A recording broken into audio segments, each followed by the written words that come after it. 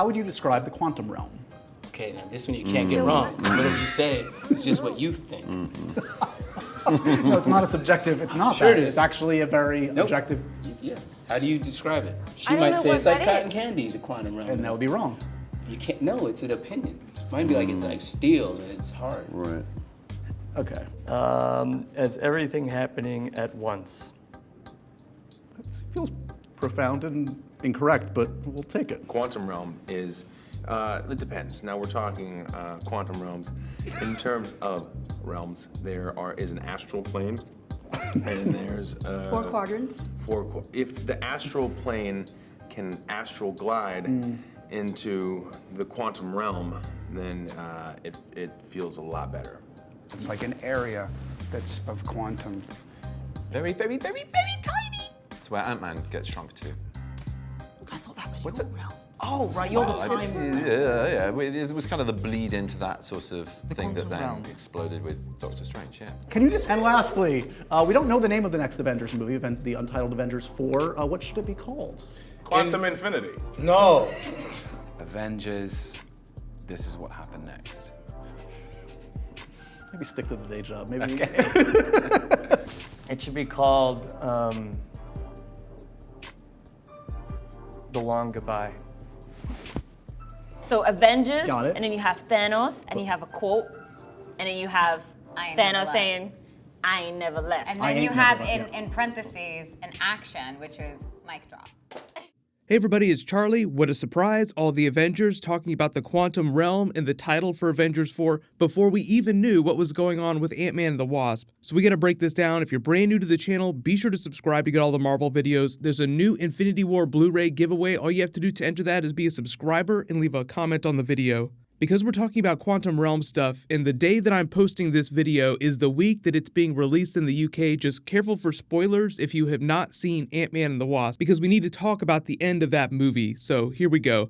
The big thing here is that there are a couple actors here that definitely have no idea what's going on with the quantum realm, and some of them very definitely do know and are trying to tiptoe around spoilers. Chris Pratt especially. Thankfully though, Mark Ruffalo and Tom Holland, spoiler bros, are both in the interview. The stuff that Mark Ruffalo says is a little bit more important than what Tom Holland says because he's being very sincere with his answers. He's not trying to give away fake word salad answers like Chris Pratt. Like Chris Pratt is just like talking around the astral plane, astral glide. He's just trying to spit out answers because he definitely knows that the quantum realm was part of the scripts that he was given. Because remember, when this interview was conducted, they had already shot all of Avengers 4, meaning that Star-Lord probably comes back for some quantum realm action. The beauty of the way that Marvel and the Russos kept everything secret on set was by barely giving anyone any pages that they needed, handing out fake scripts, and if actors weren't involved in scenes, they just wouldn't give them those pages. So the fact that Chris Pratt seems like he knows what's going on with the quantum realm and has to not give away spoilers and just spit out funny answers means he has scenes with characters that involve the quantum realm. Otherwise his answers would have been a little bit more like Drax and Mantis here. They just seem like they don't know what's going on, so they probably didn't have any scenes where people are directly mentioning or referring to quantum realm stuff. So you can kind of tell which actors were in which types of scenes based on their level of comfort in situations like this, with a few exceptions, like the more experienced actors like Don Cheadle, Mark Ruffalo, Benedict Cumberbatch. They're a little bit better at handling questions like this without giving away big spoilers, so odds are that War Machine doesn't have a lot of quantum realm-based scenes, but you can bet that Doctor Strange does, you can bet that the Hulk does because of all those set pics that we've seen, where they're all walking around with those wrist devices on with Ant-Man. Very clearly tied to quantum energy from the end of Ant-Man and the Wasp. But probably the most important thing that's said during this interview is when he asks what Mark Ruffalo thinks the quantum realm is, and he describes it as everything happening at once.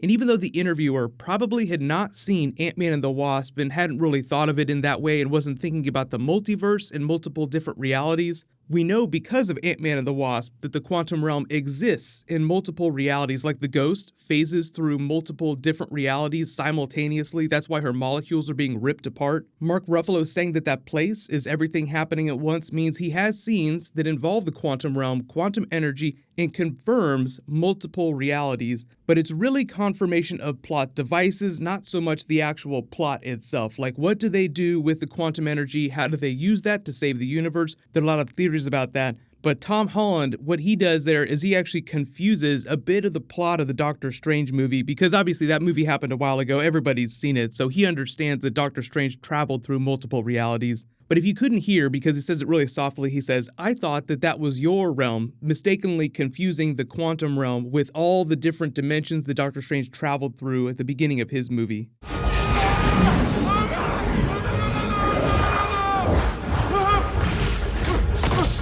His heart rate is getting dangerously high.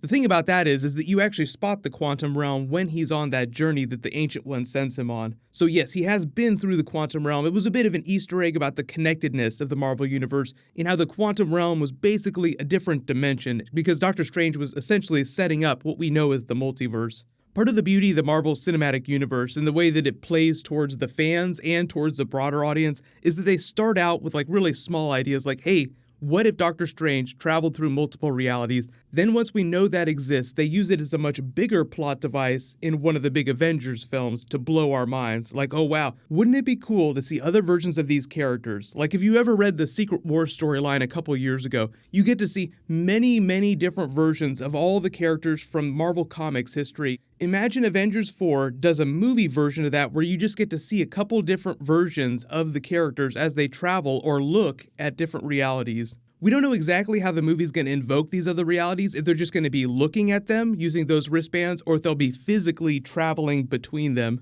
But I do like M'Baku's comment that Avengers 4 should be called Quantum Infinity. Now, it doesn't roll off the tongue, but it just lets you know that M'Baku has a pretty good idea that the quantum realm is a big plot device during Avengers 4. Some of the Black Panther characters are probably going to be involved in that, and obviously there's all these questions about what's going on with Shuri during Avengers 4 because she's such an important character from a scientific perspective, but because Black Panther has died, she's also now the heir to the throne, so arguably she'll be the queen when Avengers 4 picks up. But not to be outdone, Mark Ruffalo, very sincere, says that it should be called The Long Goodbye. Now, this is him not trying to tiptoe around spoilers, but he's not referencing the classic film The Long Goodbye with Philip Marlowe. It has nothing to do with the actual plot of that. He's talking more about the meta aspect of the characters and the actors in real life saying goodbye to each other. Because without, say, like Secret Wars in like 5 or 6 years, whenever they eventually get to that, these characters aren't going to be in a lot of films together anymore. So this is going to be like the last big ride with the Phase 1 classic Avengers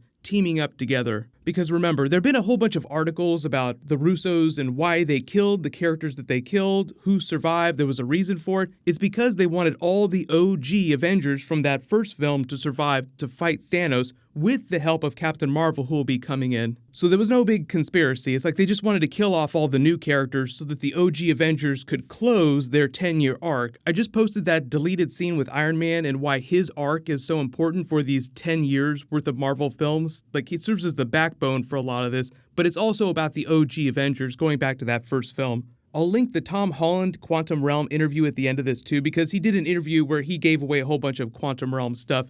But congratulations to the latest giveaway winner, Nick Tubby. Please email me on the back end of my channel so I can get your contact details. Click here for that Iron Man deleted scene, and click here to listen to Tom Holland give away a whole bunch of stuff about the Quantum Realm. Thank you so much for watching. Everybody stay awesome. I'll see you guys tonight.